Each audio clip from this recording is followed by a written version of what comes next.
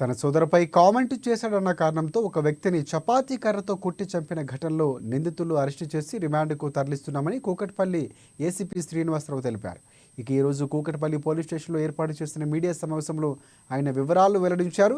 వెంకటరమణ కుటుంబ సభ్యుల ఫిర్యాదు మేరకు కేసు నమోదు చేసుకున్న పోలీసులు సీసీ కెమెరా ఫుటేజీ ఆధారంగా నిందితులు అరెస్టు చేసి కోర్టులో హాజరుపరిచి రిమాండ్కు తరలించినట్లు ఏసీపీ తెలిపారు.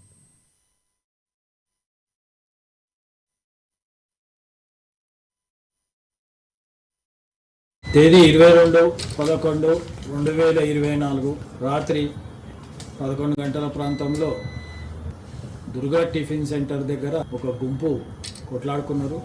11:30 తర్వాత ఆ గుంపు కొట్లాడుకొని వాళ్ళు వెళ్ళిపోయిన తర్వాత వెంకటరమణ పొద్దున తీసుకొచ్చిన తర్వాత వాళ్ళు ఎర్లీ మార్నింగ్ 23 నాడు కంప్లైంట్ తీసుకొని పోలీస్ స్టేషన్ కూకట్పల్లి ఇట్లా గొడవ జరిగింది, చనిపోయారని చెప్పి గొడవలో కొట్లాటలో చనిపోయారని చెప్పి కంప్లైంట్ రిజిస్టర్ చేసుకున్న తర్వాత ఎంక్వైరీలో సీసీటీవీ ఫుటేజ్లో చూడగా అక్కడ A1 పవన్ మరి A2 శ్రీధరు సిస్టరు వాళ్ళ వదిన కలిసి టిఫిన్ చేస్తున్నారు. అక్కడ టిఫిన్ చేసే భాగంలో వెంకటరమణ మరి ఇద్దరు వచ్చి వాళ్ళు టీ తాగుతున్నారు. వైన్స్ దగ్గరికి వెళ్ళి వచ్చి టీ తాగుతూ ఈ ఆడవాళ్ళని చూసి చెడాయించినప్పుడు పవన్ వెంకటరమణ అంత లోపల A2 ఉండి శ్రీధర్ ఫోన్ చేసి మిగతా వాళ్ళని పిలిపించుకున్నారు.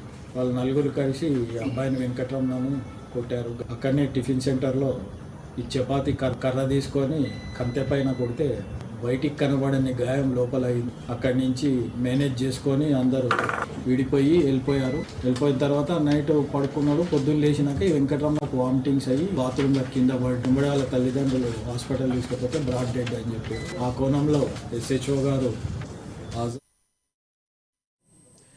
నిన్నటి రోజున నైరుతి